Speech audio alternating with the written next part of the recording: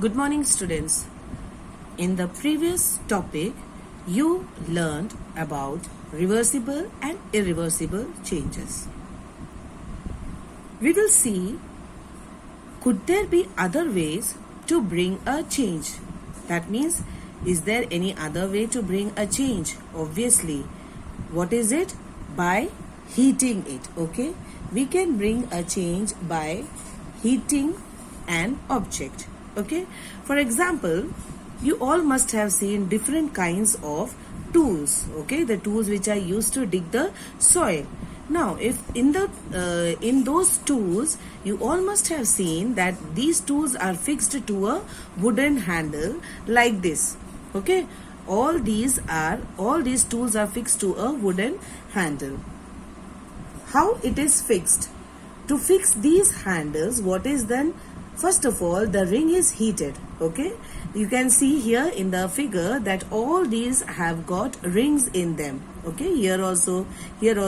So this is heated, the ring is heated. So what will happen when the ring is heated? On heating, it will slightly become larger in size. Larger in size means it will expand on heating.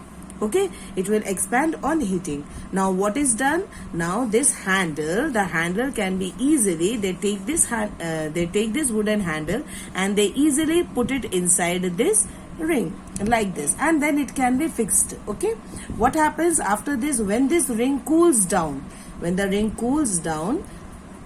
it will contract, okay? That means it will become smaller in size. First, what had happened? This ring, when they had heated it, it becomes expands. That means it becomes larger in size. Then what do? They fix the handle in that, okay? And then what happens? When it is cooled down, it will contract. So what happens? This handle is very tightly fixed. So you can see that there is a change is occurring. On heating, first, the metals, they expand on heating. Expand means to become bigger in size. And when it cools down, what happens? It contracts, okay? And contracts means again getting back to its normal size. So here we can see a change. Then we have seen various changes. You have studied in class 5 also, and in chapter 5 also you have studied that water vapor gets changed into liquid water when it is cooled. You all know the example of ice. How is ice made? Ice is made by, what do? You take the ice tray, you fill the ice tray with water, okay? You have taken water in the ice tray, and then what do? You put the ice tray into the freezer, okay? And when you put it in the freezer, what happens? After 4 to 5 hours, the water converts into ice, isn't it? So what is happening? The water has converted into ice. So there is a change here.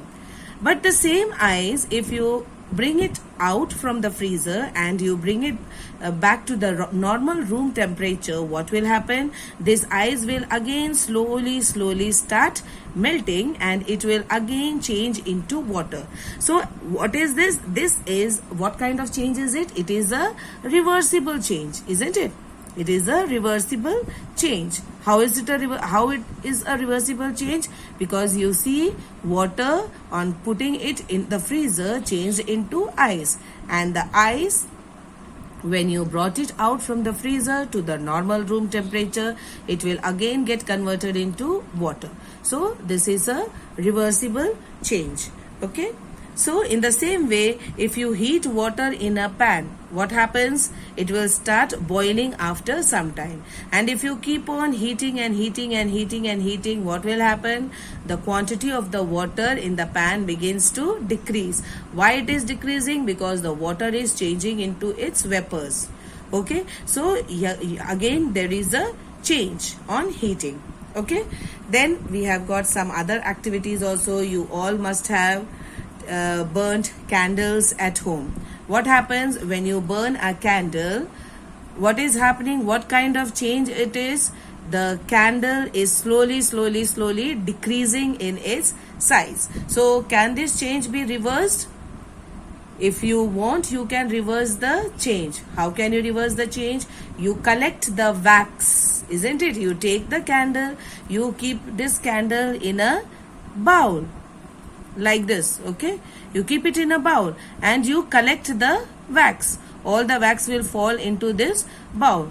And then what will happen? If you want, you can again this melted wax will get collected in this bowl, and in this, if you want, you put a piece of thread. Again you can, in this wax, again if you put a piece of thread, you can again burn it in the form of a candle. Okay, so what is it? This is also a reversible change. What is reversible change?